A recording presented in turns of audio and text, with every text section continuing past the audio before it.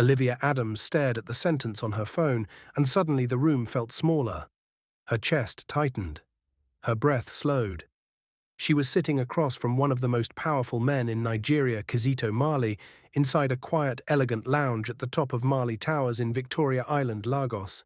The city lights outside the tall glass windows looked peaceful, beautiful, calm, but inside Olivia, nothing was calm. Her phone screen glowed softly in her hands. "You are about to write a lie." That was all the message said. No sender name, no greeting, just that sentence. Olivia slowly lifted her eyes. Kizito Marley was watching her. He was 50 years old, tall, dark-skinned, and neatly dressed in a simple but expensive suit. His face was calm, the kind of calm that came from years of control and success, and he noticed the change in her expression. "Is everything all right?" he asked gently. Olivia opened her mouth to answer, but no words came out.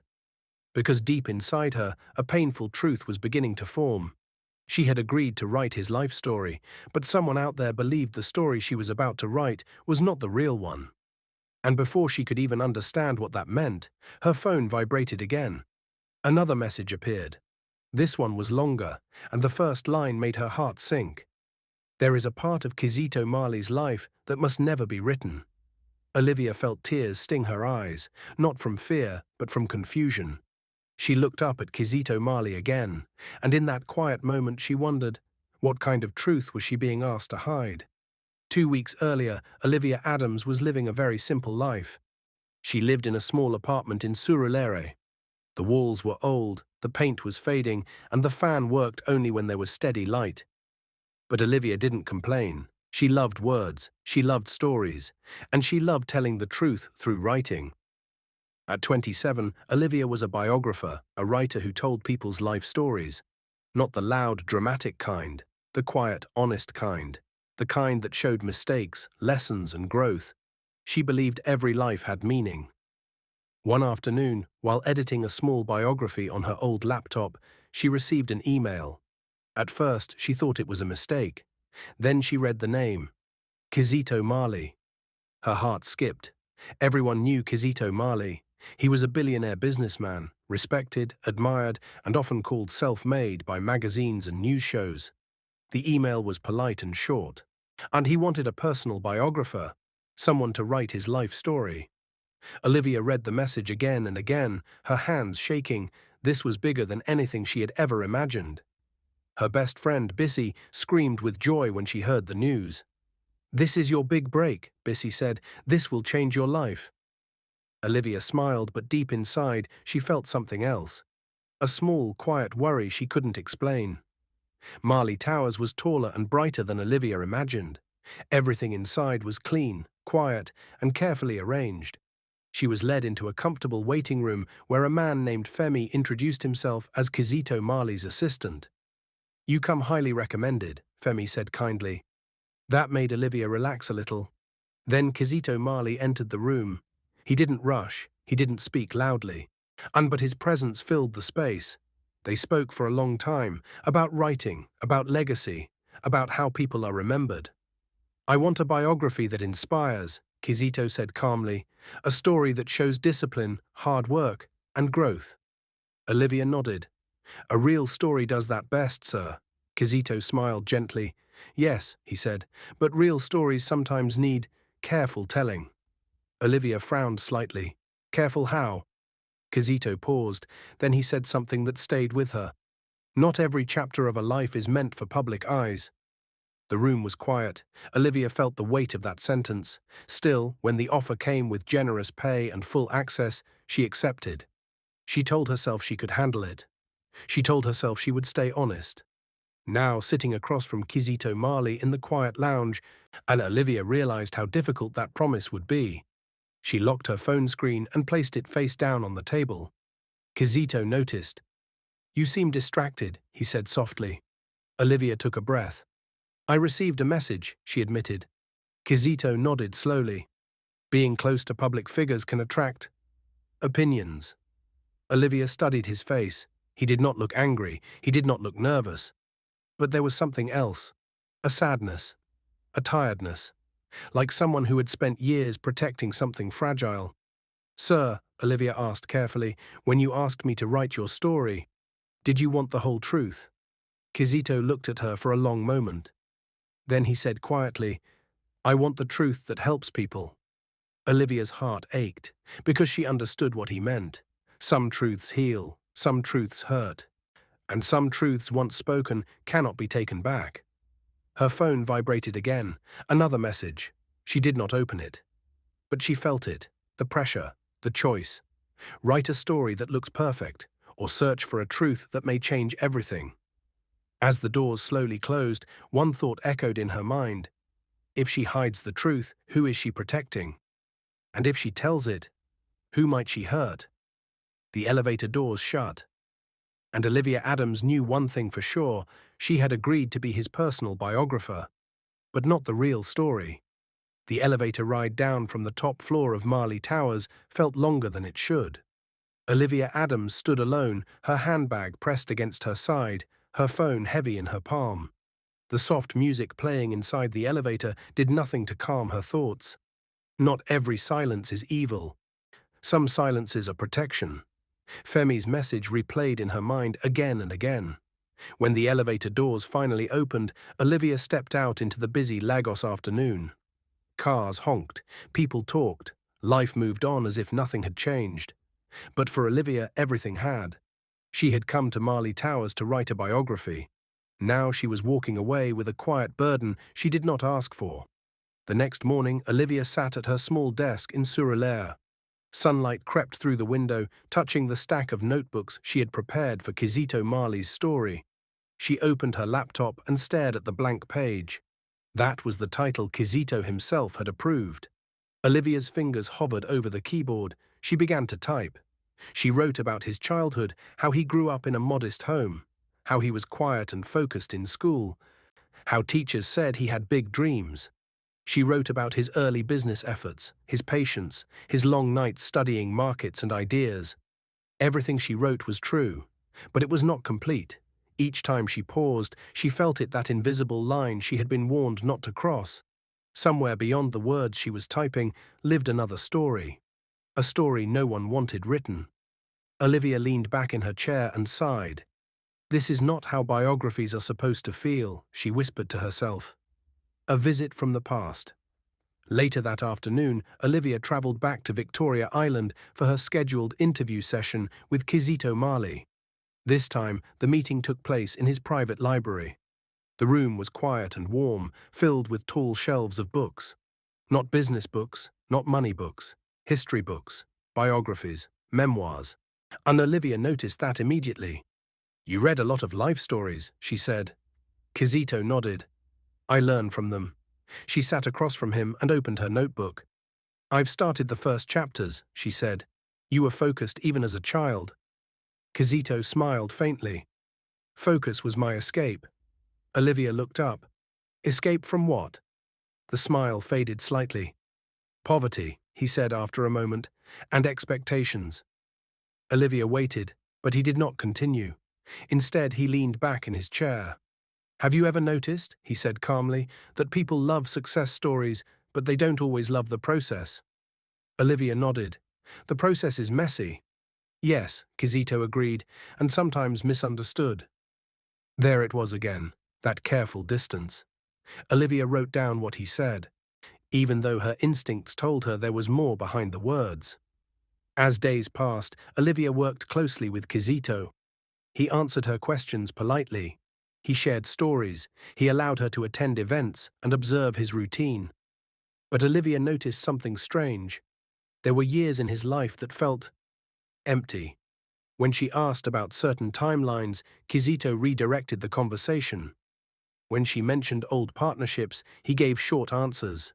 Nothing rude, nothing suspicious on the surface, just incomplete. One afternoon, Olivia gently asked, There's a 5-year period here where very little is recorded. Were you traveling? Kizito's fingers paused on his teacup. Yes, he said. I was learning. Learning what? Where? From whom? Olivia wanted to ask. But she didn't, because she remembered the messages, and because she remembered the rules, and because she was beginning to understand something important. Kizito Mali was not hiding a scandal. He was protecting a turning point. That evening, as Olivia packed her things, Femi walked her toward the elevator. He spoke softly, careful of his words. "You are doing well," he said. Olivia looked at him. "Am I?" Femi stopped walking. "You are writing what you are given." Olivia hesitated. "And what about what I'm not given?" Femi met her eyes. "Some stories," he said gently, "belong to the people who lived them, not the public." Olivia frowned. "But if a story shapes who someone becomes, doesn't it matter?" Femi smiled sadly. "It matters, but not every truth is meant to be shared loudly." Olivia felt her chest tighten. "Then why hire a biographer at all?" she asked. Femi paused. Because even a careful story can inspire," he said, "and because silence, when explained with kindness, can still teach." The elevator doors opened. Before Olivia stepped in, Femi added one last thing. "Just remember, you were chosen because you write with empathy. Don't lose that." The doors closed. That night, Olivia lay awake staring at the ceiling. She thought about her father. He had once told her, "Truth is not just about facts. It is about purpose." But what was the purpose here? To protect Kizito's image? To protect his feelings? Or to protect something bigger she still didn't understand? She opened her laptop again. She scrolled through her draft. It was beautiful, clean, inspiring, and incomplete. Olivia placed her hand over her mouth as tears slipped down her face, not from fear, but from frustration. "I don't want to be dishonest," she whispered, but she also didn't want to be careless.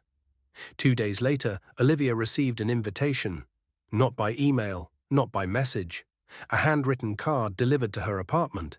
Dinner, private residence, no address printed, just a time and a name. Kizito Mali. Her heart beat faster.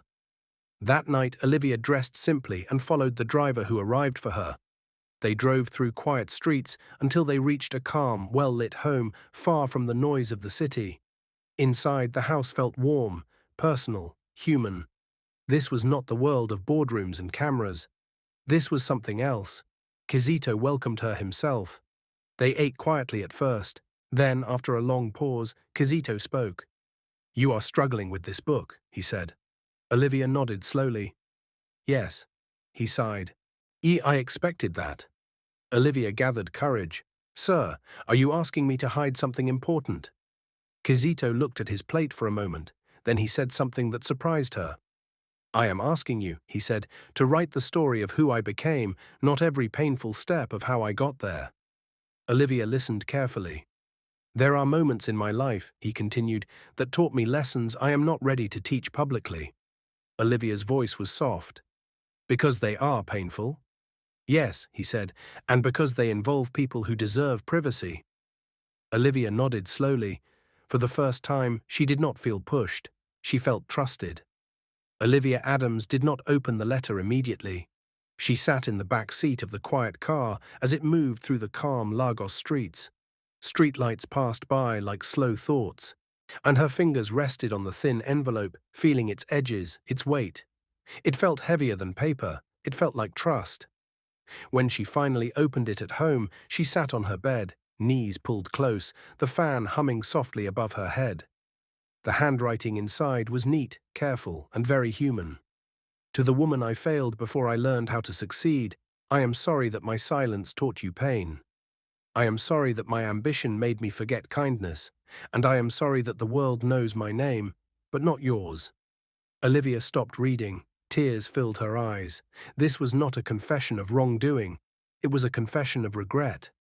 She continued. The letter spoke of a time when Kizito Mali was young, uncertain, and desperate to prove himself. It spoke of choices made in fear, of pride that grew faster than wisdom, and of lessons learned too late. But there were no names, no details, just emotion. Olivia placed the letter gently on her bed. "So this is it," she whispered. "This is the chapter you don't want written." The next morning, Olivia returned to her draft with a new understanding. She began to write again, but this time she wrote differently. She did not invent anything. She did not lie. But she learned how to pause, how to leave space, how to suggest growth without exposing wounds that were not hers to expose. She wrote about Kizito's turning point not as a dramatic event, but as a quiet season of reflection. She wrote about a man who realized that success without empathy feels empty. She wrote about learning humility without naming the pain that taught it. And as she wrote, Olivia felt something she did not expect. Peace. Not complete peace, but a careful balance. 3 days later, Olivia sent the first major draft to Kizito Mali. She waited and waited. Then her phone rang. "Come by this evening," Kizito said. "I've read it." Olivia's heart raced. When she arrived at Marley Towers, Kizito was already seated in the same private lounge where everything had begun. He held a printed copy of her draft. There were notes in the margins. Olivia sat across from him, nervous. Kizito looked up and said something that surprised her. "You did not write everything," he said. Olivia nodded. "I didn't." "And yet," he continued, "you did not hide who I am." She breathed out slowly. "You wrote with restraint," he said. "That is rare." Olivia chose her words carefully. "Some truths teach better when they are gentle." Kizito smiled faintly. "Ah yes," he said. "You understand." But then his smile faded slightly. "There is someone else who may not," he added. Olivia frowned. "Who?" Kizito tapped the draft lightly. "Someone who knows the parts you didn't write," he said, "and may not like how carefully you wrote around them." Olivia felt a quiet tension return. "Do they matter?" she asked. Kizito paused. "They mattered once," he said, "and that is why they still matter now." That night, as Olivia prepared to sleep, her phone buzzed. A message from an unknown number. She hesitated, then opened it. "You are writing a beautiful story." Olivia frowned. Another message followed. "But beauty can sometimes soften truth too much." Her heart beat faster. Then the final message appeared. "If you want to understand the missing years, meet me tomorrow. Coffee. En Ikoyi." No name, no threat. Just an invitation. Olivia stared at the screen. She felt the familiar pull curiosity mixed with caution. She remembered Kizito's calm eyes. She remembered Femi's warning about silence. And she remembered the letter. Some truths are not ready to be shared loudly. Still, she replied with a single word. "Where?" The next day, Olivia arrived at a small, quiet cafe in Ikoyi. The place smelled of coffee and baked bread. Soft music played in the background. She chose a table near the window. Minutes passed, then a woman walked in. She was in her early 40s, dressed simply. No makeup, no jewelry, just calm eyes that had seen many seasons. The woman walked toward Olivia's table and smiled politely. "Olivia Adams?" she asked. "Yes," Olivia replied. The woman sat down. "My name is Neka." Olivia waited. "I read what you've written so far," Neka said gently. Olivia's eyes widened. "How?" Neka smiled softly. "Kizito shared it with me." That surprised Olivia. "And?" Olivia asked. "And I think you are kind," Neka said. "Careful, thoughtful." Olivia relaxed a little. "But," Neka continued, "I also think you are protecting him." Olivia swallowed. "He asked me to." Neka nodded. "He always does." There was no anger in her voice, just understanding. "Were you important to him?" Olivia asked carefully. Neka looked out the window for a moment. "I was important," she said, "and I was invisible at the same time." Olivia felt her chest tighten. "He was not cruel," Neka continued. "He was young, focused, afraid of failure." Olivia listened closely. "I don't want revenge," Neka said. "And I don't want my name in a book." "Then why meet me?" Olivia asked. Neka turned back to her. "Because history shapes people," she said, "and people deserve to be seen honestly even when the details stay private." Olivia nodded slowly. "So you don't want me to expose him," Olivia said. "No," Neka replied. "I want you to show growth without pretending the past didn't exist." Olivia felt tears rise again. "That's what I'm trying to do," she whispered. Neka smiled. "Then you are doing better than most." As they stood to leave, Neka placed a small notebook on the table. "You don't need to open it," she said. "It's just proof for yourself that the missing years mattered." Olivia hesitated. Should I show this to him? Necker shook her head gently. Only if he asks, she said. Some truths arrive when people are ready, not when they are demanded. They parted peacefully, but Olivia felt the weight return, because now she knew. There were people connected to Kizito Marley's past who trusted her to be fair, and fairness was not easy. Olivia Adams stared at her phone for a long time before replying to Kizito Marley's message. Have you met anyone today who asked questions about me? The room felt too quiet. Her laptop screen still glowed with the half-written chapter of his biography. The small notebook Necker had left sat unopened beside it, like a question that refused to speak. Olivia finally typed back, No, sir, I spent the day writing. The message sent. She placed the phone down slowly, as if it might burn her fingers. For the first time since she accepted this job, Olivia felt the full weight of what silence meant. Not silence as hiding, not silence as fear, but silence as responsibility. Over the next few days, Olivia worked harder than she ever had before. She refined chapters, she softened sentences. She made sure every lesson in Kizito's life felt earned, not exaggerated. She wrote about discipline. She wrote about patience. She wrote about mistakes without details, but with honesty. Readers would see a man who grew wiser, not perfect. A man who learned empathy, not someone who never failed. And each time she hesitated, she remembered Necker's words. Show growth without pretending the past didn't exist. So Olivia learned to write between the lines. She wrote about a season of silence in Kizito's life. She wrote about a moment that taught him humility more than success ever could. She wrote about regret not as shame, but as a teacher. When she finished the near-final draft, Olivia leaned back and closed her eyes. Her heart was tired, but steady. The private reading Kizito Marley invited Olivia for one final review session. This time it was not in the lounge. It was in his personal study at home. The space was warm and quiet. Family photos lined one shelf. His parents, younger versions of himself, moments not meant for the public. Olivia noticed that. This is the most honest room I've seen you in, she said softly. Kizito smiled, because no one performs here. They sat. Kizito opened the printed manuscript.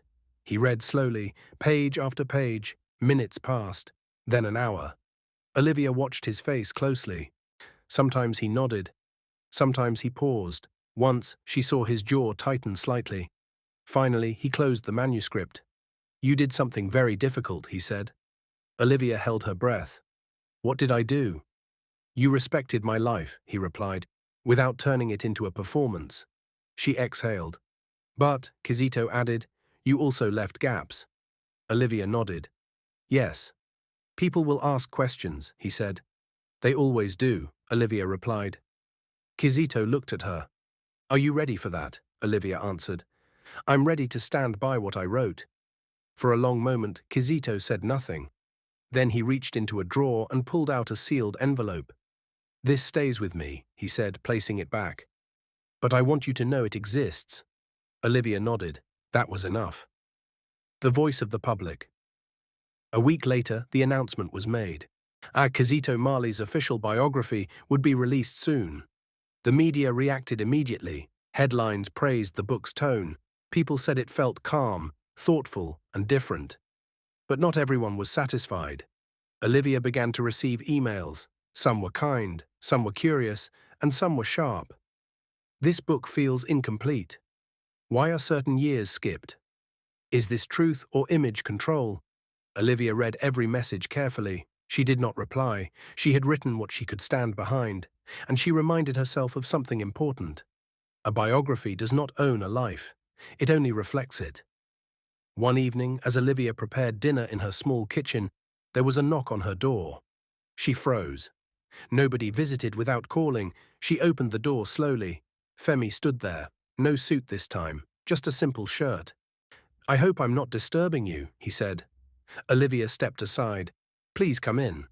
He sat, looking around the modest room. You live simply, he said. Olivia smiled. It helps me think clearly. Femi nodded. That's why he trusted you. Olivia paused. Why are you here? Femi folded his hands. There are people, he said carefully, who believe the book should say more. Olivia felt her chest tighten. More what? More detail, more explanation, more exposure. Olivia shook her head. That was never the agreement. I know, Femi said, but once a story enters the world, it stops belonging only to the writer. Olivia met his eyes. I won't add what I don't believe should be there. Femi studied her, then he smiled slightly. Good, he said, because that answer tells me we made the right choice. He stood to leave. At the door, he turned back. Just know this, he said. Not everyone will understand your restraint, but some will respect it deeply. The door closed. Olivia sat down slowly. Late that night, Olivia finally picked up the small notebook Neka had given her. She did not open it. Instead, she placed it inside her drawer and locked it. She realized something important in that moment. Some truths are not meant to be published. They are meant to be honored. And honoring them sometimes means knowing when to stop writing. The night before the book went to print, Olivia received one final message from Kizito Marley. If people ask what I left out, what will you say? Olivia stared at the screen. She thought of the young man he once was, the man he became, the people quietly affected along the way. She typed slowly, I'll say you told the story you were ready to tell. There was a pause, then his reply came. And are you? Olivia's heart beat faster, because that question was not about him, it was about her. She looked at her reflection in the dark screen of her laptop, and for the first time since this journey began, she knew the answer. But she did not send it yet. She closed her phone, and let the silence speak. Olivia Adams held the phone to her ear long after the publisher stopped speaking. There's one last request, the voice had said. A chapter labeled The Missing Years has been flagged. They want you to expand it just a little before print. Olivia lowered the phone slowly. Her small apartment felt quiet in a way that pressed on her chest. She walked to the window and looked outside. Morning light spilled across the street. Children laughed somewhere nearby. A woman argued playfully with a vendor. Life was simple out there, but inside Olivia, nothing felt simple. She knew this moment had been coming. A story this careful would always invite questions. She took a deep breath and called the publisher back. Can I think about it? She asked. Of course, they replied, but we need an answer by tonight. Olivia hung up. The call she didn't expect, her phone rang again almost immediately. This time it was Kizito Marley. Olivia hesitated, then answered. I heard from the publisher, he said calmly. They want more. Yes, Olivia replied softly. There was a pause. I won't tell you what to do, Kizito said. That would defeat the purpose of trusting you. Olivia closed her eyes. But I will tell you this, he continued. If you add details you do not believe in, the book may sell, but it will lose its soul. Tears filled Olivia's eyes. And if I don't? She asked. Then the story remains honest, he said, even if incomplete. Olivia swallowed. People might accuse us of hiding things. Kizito's voice was steady. They already do. Another pause. Olivia, he said gently, this book was never meant to answer every question. It was meant to show growth. He ended the call. Olivia sat at her desk and opened the drawer. She pulled out the small notebook Neka had given her. For days she had avoided it. Now she held it carefully in both hands. She opened it. Inside were short notes, dates, feelings, reflections, not accusations, not demands, just moments, moments of waiting, moments of hope, moments of disappointment, moments of acceptance. Olivia felt tears fall freely now. This notebook did not ask to be published, it asked to be understood. She closed it gently and placed it back in the drawer. Then she opened her laptop. Olivia scrolled to the chapter titled The Missing Years. She read it slowly, the pauses, the silences, the careful wording. She did not add secrets, she did not add names, but she added something else. She added truth with kindness. She wrote about a season of reflection that reshaped Kizito's values. She wrote about how success without empathy felt empty. She wrote about lessons learned quietly, away from applause. And then, at the end of the chapter, she added a single paragraph. Some chapters in a life are not missing because they are hidden. They are quiet because they belong to personal growth. And growth, when real, does not always ask to be explained. She read it twice, then she stopped. She did not add another word. That evening, Olivia sent the revised chapter to the publisher. She followed it with a message. "This is the fullest version of the story I can stand behind." Minutes passed, then an hour. Her phone finally buzzed. The reply was short. "Understood. We'll go to print." Olivia leaned back in her chair and let out a breath she felt she had been holding for weeks. The book was released quietly. No loud drama, no bold claims. Just a thoughtful biography that felt different from others. Readers responded in many ways. Some praised its honesty. Some said it felt gentle. Some said it left them thinking.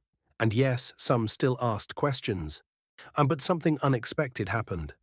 Messages began to arrive, not from critics, from readers. This book taught me that growth doesn't need to be loud. I saw myself in the quiet lessons. It made me think about the parts of my life I'm still learning from. Olivia read each message with a soft smile. She realized something important. The story had reached the people it was meant to reach. A week later, Olivia met Kizito Marley one last time. Not in an office, not in a lounge, but at a small park in the early evening. They sat on a bench as the sun dipped low. "You made the right choice," Kizito said. "I hope so," Olivia replied. "You honored the past without putting it on display," he said. "That matters." Olivia looked at him. "Do you ever wish the real story was told?" Kizito thought for a moment. "Oh, sometimes," he said honestly. "But I also believe timing matters." Olivia nodded. "Stories need readiness." Kizito smiled. "And writers need courage." They sat in comfortable silence.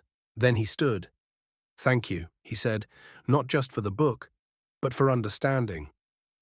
Olivia's new beginning. Weeks later, Olivia received new offers. Other public figures wanted her to write their stories. But something had changed. She now asked one question before accepting any project. "What truth are you ready to share and why?" Some conversations ended there. Some continued. And that was okay. Because Olivia Adams had learned something priceless. Writing is not just about telling stories. It is about choosing responsibility.